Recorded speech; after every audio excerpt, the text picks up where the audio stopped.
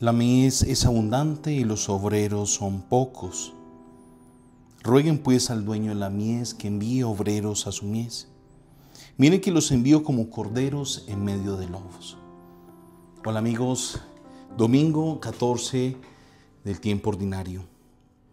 Y si algo nos enseña la historia de la iglesia es que los discípulos, los apóstoles, hoy el Evangelio de Lucas nos habla de esos 72 discípulos que el Señor envió de dos en dos. Ellos llenaron de evangelio, impregnaron de evangelio todos los ambientes donde ellos estaban e incluso se atrevieron a ir a lejanas tierras a evangelizar, a anunciar el evangelio. Pero es curioso que nosotros como iglesia hemos olvidado, o quizás no lo hemos olvidado, pero al menos no lo estamos practicando, esa dimensión misionera. Y el Señor también nos envía a nosotros. También nosotros somos de esos otros 72. También somos esos discípulos que Jesús sigue enviando a anunciar el evangelio y nos da autoridad para hacerlo. Pero es curioso de que pensamos que el anuncio del evangelio simplemente es para los sacerdotes, para las religiosas. Qué importante sería que también asumiéramos ese compromiso misionero. Allí, papás con sus hijos, con sus amigos, en nuestro entorno, en nuestro metro cuadrado, que también allí tengamos esa oportunidad de anunciar el evangelio. Por eso, hermanos, hay una necesidad muy grande de anunciar esa palabra, de llevar una palabra de aliento, de esperanza, de consuelo a tantos que lo necesitan. Pero también si vamos a ese trasfondo ya de ese llamado de una manera más particular en la vocación sacerdotal y religiosa, nos damos cuenta de que cada vez son menos los jóvenes que se arriesgan a lanzarse a los brazos de Jesús, a asumir esta vocación del llamado para la vida sacerdotal y religiosa. Por eso, importante para todos nosotros como católicos pensar si estamos orando realmente por las vocaciones. Recién ordenado, mi obispo en ese entonces, Monseñor José Alejandro, me dio la oportunidad de ir a realizar una misión en San Juan de Urabá. Cuando llegamos allá, habían todavía 2 parroquias que no tenían sacerdote. Era una extensión muy grande. Cuando nosotros hablamos del departamento del Valle, hablamos de 22.000 kilómetros cuadrados. La mera diócesis de Apartado son 26.000 kilómetros cuadrados. Si hablamos de nuestra diócesis de Cartago, todas las parroquias, la diócesis de Cartago comprende 4.000 kilómetros cuadrados. La parroquia que atendíamos, San Juan de Urabá, eran 1.500 kilómetros cuadrados. Una barbaridad impresionante. El municipio con sus 7 corregimientos, 2 corregimientos más de Necoclí y como 100 veredas.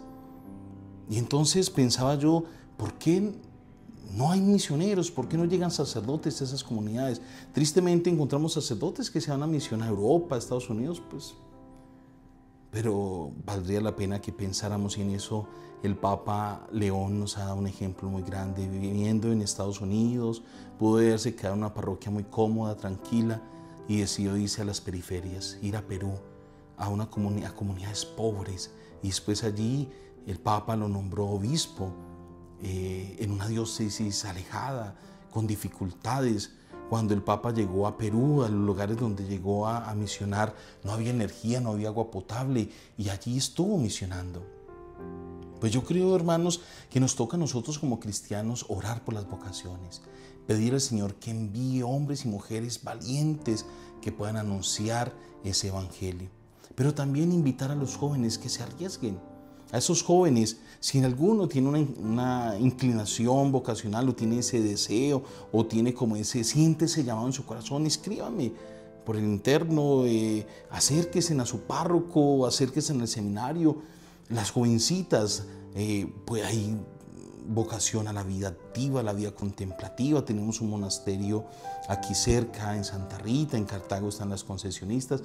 Si tienen esa inclinación, busquen a su sacerdote, su párroco, o escríbanme y podremos acompañarlos en ese proceso vocacional.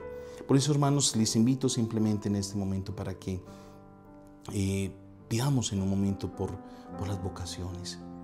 Pidamos al Señor que envíe muchos jóvenes valientes, que como María estén dispuestos a dar un sí generoso, que también como María puedan decir: hágase en mí según tu palabra. Pidamos al Señor que llene de abundantes vocaciones de sacerdotes, de religiosas y religiosos santos, que estén dispuestos a anunciar con valentía ese mensaje a tantas personas que lo necesitan. Te pedimos, Señor, porque tú nos has enseñado: la mies es abundante y los obreros son pocos. Rueguen pues al dueño de la mies. Por eso te pedimos, Señor, que nos bendigas con muchas vocaciones, que nuestros seminarios se vean cada vez más llenos de vocaciones, entusiastas, de vocaciones deseosas de amar realmente y profundamente al Señor. Y que también los que hemos sido llamados también pidamos al Señor por el Papa León, por nuestro obispo César, por todos los obispos, sacerdotes, religiosos, religiosas, que podamos responder cada día con mayor generosidad a este llamado, que podamos responder de la mejor manera a la vocación que el Señor nos da. Míranos, Señor, somos débiles, frágiles, nos envías como corderos en medio de lobos.